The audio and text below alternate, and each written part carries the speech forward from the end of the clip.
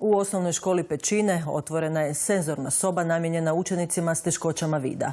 Nabavi sredstava za taj projekt prethodila je velika humanitarna akcija Sve za našu djecu, u kojoj su svojim donacijama sudjelovali brojni Riječani.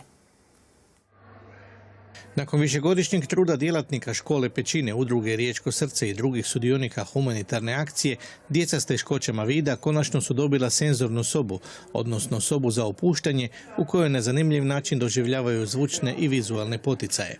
Djeca dakle treniraju svoja osjetila, sluha, dodira, odnosno slabovidna djeca i vida kroz svjetlosne stimulacije, tako što sami upravljaju okolinom, sami biraju zvukove, teksture, boje, intenzitet svjetla koji im odgovara. Djeci su uz pomoć defektologinje isprobali na koji način djeluje senzorna soba.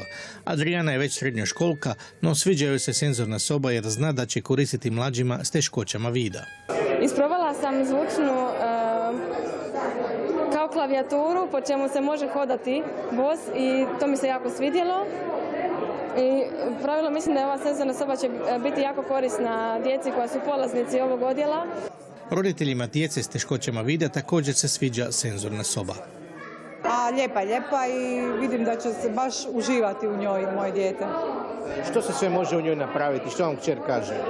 Ovako, ona je bila jučer i danas i rekla je da je super, da može svirati, da može odmarati i super joj je. Ima vrlo izražene svjetlosne efekte i različite taktilne dodire koje i kod djece koje imaju određene teškoće pospješuju neke vještine, ali i neki smiraj, neki njihov unutarnji mir. Roditelji djece s teškoćama vida i članovi udruge slijepih i slabovidnih osoba zadovoljni su otvaranjem senzorne sobe, no kažu sustav se inače loše brine za njihovu djecu jer udžbenike na Brailleovom pismu djeca dobiju najčešće tek u drugom polugodištu. Lani su primjerice čekali od rujna čak do travnja, što je u današnje doba informatičkih tehnologija nedopustivo.